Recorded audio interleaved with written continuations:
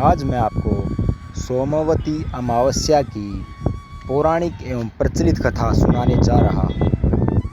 एक बार एक गरीब ब्राह्मण परिवार था। उस परिवार में पति पत्नी के अलावा एक पुत्री भी थी। वह पुत्री धीरे धीरे बड़ी होने लगी। उस पुत्री में समय और बढ़ती उम्र के साथ सभी स्त्रियोचित गुणों का विकास हो रहा था।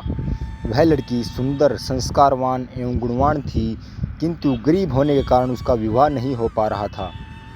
एक दिन उस ब्राह्मण के घर एक साधु महाराज पधारे। वो उस कन्या के सेवा भाव से काफ़ी प्रसन्न हुए। कन्या को लंबी आयु का आशीर्वाद देते हुए साधु ने कहा कि इस कन्या के हथेली में विवाह योग्य रेखा नहीं है। तब ब्राह्मण दंपति ने साधु से उपाय पूछा कि कन्या ऐसा क्या करे कि उसके हाथ में विवाह योग बन जाए। साधु ने कुछ देर विचार करने के बाद अपनी अंतर्दृष्टि से ध्यान करके बताया कि कुछ दूरी पर एक गांव में सोना नाम की धोबिन जाति की एक महिला अपने बेटे और बहू के साथ रहती है, जो बहुत ही आचार विचार और संस्कार संपन्न तथा पतिपरायण है। यदि यह कन्या उसकी सेवा करे और वह महिला इसकी शादी में अपने मांग का सिंदूर लगा दे, उसके बाद इस कन्या का विवाह हो तो इस कन्या का वैधव्य रोग मिट जा सकता है। साधु ने यह भी बताया कि वह महिला कहीं आती जाती नहीं है। यह बात सुनकर ब्राह्मणी ने अपनी बेटी से धोबिन की सेवा करने की बात कही।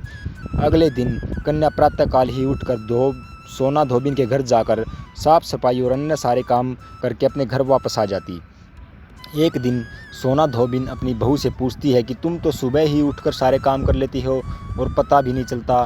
बहू ने कहा, माँ जी, मैंने तो सोचा कि आप ही सुबह उठकर सारे काम खुद ख़त्म कर लेती हो, मैं तो देर से उठती हूँ। इस पर दोनों सास बहू बहुत निगरानी करने लगी कि कौन है जो सुबह ही घर का सारा काम करके चला जाता है। कई दिनों के बाद धोबिन ने देखा कि एक कन्या मुँह अंधेरे घर में आती है और सारे काम करने के बाद चली जाती है।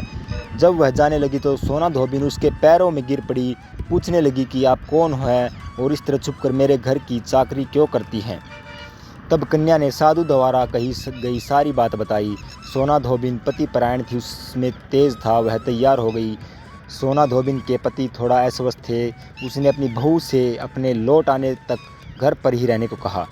सोना धोबिन ने जैसे ही अपने मांग का सिंदूर उस कन्या की मांग में लगाया, उसका पति मर गया। उसे इस बात का पता चल गया। वह घर से निराजल ही चल पड़ी, यह सोचकर कि रास्ते में कहीं पीपल का पेड़ मिलेगा तो उसे भौरी देकर और उसकी परिक्रमा करके ही जल ग्रहण करेगी। उस दिन सोमवती अमावस्या थी। ब्राह्मण के घर मिले पुए पकवान की जगह उसने ईंट के टुकड़ों से 108 बार भौरी देकर 108 बार पीपल के पेड़ की परिक्रमा की और उसके बाद जल ग्रहण किया। ऐसा करते ही उसके पति के मुर्दा शरीर में वापस जान आ गई। धोबिन का पति वापस जीवित हो उठा। इसलिए सोमवती अमावस्या के दिन से शुरू करके जो व्यक्ति हर अमावस्या के दिन भौरी देता है, उसके सुख और सौभाग्य में वृद्धि होती है। पीपल के पेड़ में सभी देव का वास होता है। अतः जो व्यक्ति हर अमावस्या को न कर सके, वह सोमवार को पड़ने वाली अमावस्या के दिन 108 वस्तुओं को भौरी देकर सोना धोबिन और गौरी गणेश का पूजन करता है, उसे अखंड सौभाग्य की प्राप्ति होती है। ऐसी प्रचलित परंपरा है कि पहली सोमवती अमावस्या के दिन धान, पान, हल्दी, सिंदूर और सुपारी की भौरी दी जाती है। उसके बाद की सोमवती अमावस्या को अपने सामर्थ्य के हिसाब से फल, मिठाई, सुहाग सामग्री, खाने की सामग्री इत्यादि की भौरी दी जाती है।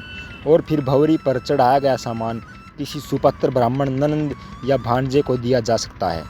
तो दोस्तों, आपको कैसी लगी यह कहानी, आप हमें कमेंट करके बता सकते हैं।